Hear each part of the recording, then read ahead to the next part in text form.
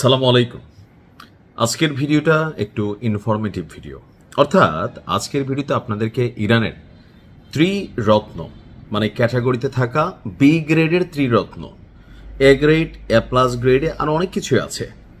এই মুহূর্তে যখন লড়াই করছে, দীর্ঘদিন যাবৎ মেশিনারিজগুলোর উপর নজর রাখছিল ইসরায়েল এবং আমেরিকা, যে কতদূর আগাইছে, তাদের প্রযুক্তিটা কি আছে, ওই মেশিনগুলো ঠেকানোর জন্য তাদের কি ধরনের আকাশ প্রতিরক্ষা সিস্টেম, একটা অঙ্ক কষে কষে আসলে অভিযান চালিয়েছিল ইসরায়েল এবং আমেরিকা। তো তাদের সেই অঙ্কের মধ্যে এখন যোগ বিয়োগে ভেজাল লেগে গেছে। কেন ভেজাল লাগলো? কারণ আসলে দৃষ্টি রাখছে একদিকে, ঘটনা ঘটাইছে আরেক দিকে। অর্থাৎ ইসরায়েল যখন ইরানের এ প্লাসকে নিয়ে ফোকাস করতেছিল, কিন্তু বি টাইপের ক্যাটাগরির মেশিনারিজগুলোকে আন্ডার এস্টিমেট করতেছিল। আজকে দেখেন সেই বি টাইপের আন্ডার এস্টিমেট করা ত্রিরত্ন, চতুর্রত্ন বা আপনি যতগুলো শব্দই বলেন, সংখ্যাটা অনেক বাড়ানো যাবে।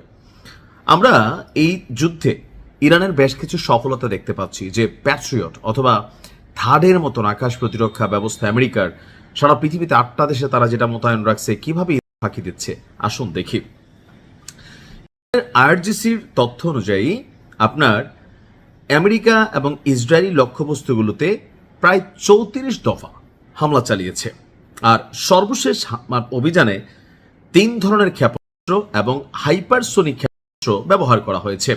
হাইপারসোনিক কোনটা? যেটা শব্দের গতির চেয়ে 5 গুণ বেশি গতিতে ছুটতে পারে। বলা হচ্ছে যে আপনার এখানে যে যে জিনিসগুলো ব্যবহার করা হয়েছে, যে ফেক ক্ষেপণাস্ত্র। আচ্ছা, ফেক ক্ষেপণাস্ত্র দিয়ে কি কার্যকর কোনো ভূমিকা রাখা যায়? আমার ভিডিওগুলো যারা নিয়মিত দেখেন, সেখানে বলছিলাম যে করে কি একটার সাথে জোড়া দিয়ে আরেকটা ছাড়ে।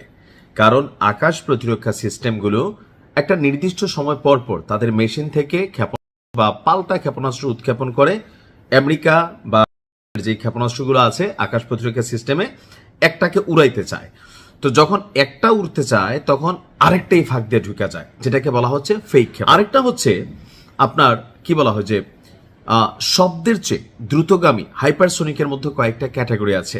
হাইপারসোনিক ব্যালিস্টিক মিসাইল, তো এটার মধ্যে ওয়ার হেড থাকে, যে ওয়ার হেডগুলো পারমাণবিক যে মানে মেশিনারিজগুলো যাদের হাতে আছে, like Russia, France, America.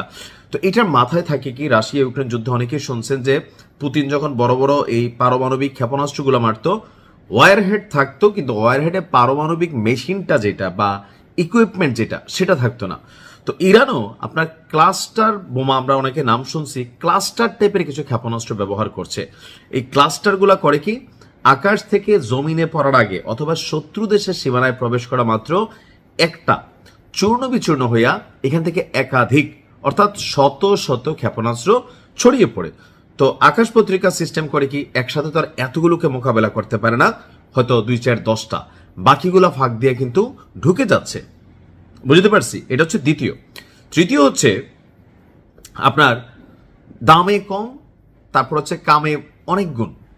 Iran যেমন তাদের আত্মঘাতী ড্রোনগুলা বানাইছিল, তো সেই ড্রোনগুলো খুব বেশি কিন্তু আপনার দাম না, মানে এই মেশিনারিজের জগতে। রাশিয়া যেমন এটা দিয়া ইউক্রেন যুদ্ধের সাথে পশ্চিমাদের অর্থনীতি বা ধরেন বড় বড় মেশিনারিজ গিলা ফেলতো, তদ্রূপ ইরানও আপনার আকাশ থেকে তুলনামূলক কম উচ্চতায়, অর্থাৎ জমিন থেকে তুলনামূলক কম উচ্চতায় শত্রু দেশের সীমানায় গিয়ে যেন প্রবেশ করতে পারে। তো যে থার্ড সিস্টেমগুলো আছে, এগুলোর একটা নির্দিষ্ট রেঞ্জ আছে। তো সেখানে যেই আত্মঘাতী ক্ষেপণাস্ত্রগুলো আছে, এগুলো খুব সর্বনিম্ন উচ্চতা দিয়ে উড়ে গিয়ে বিভিন্ন জায়গায় আঘাত আনতে পারছে। আর এর বাহিরে নিয়মিত তাদের ফতেহ বা কাদার আরো বিভিন্ন ধরনের মেশিনারি যেগুলো আছে, সেগুলো ব্যবহার করছে। অর্থাৎ 3 ধরনের ক্ষেপণাস্ত্র শুনছি, কিন্তু বি গ্রেডের, এ প্লাস গ্রেডের মধ্যে যে আরো কত জিনিস আছে, সময়ের সাথে সাথে আমরা এগুলো হয়তো দেখতে পাবো। ভালো থাকুন। আসসালামু আলাইকুম।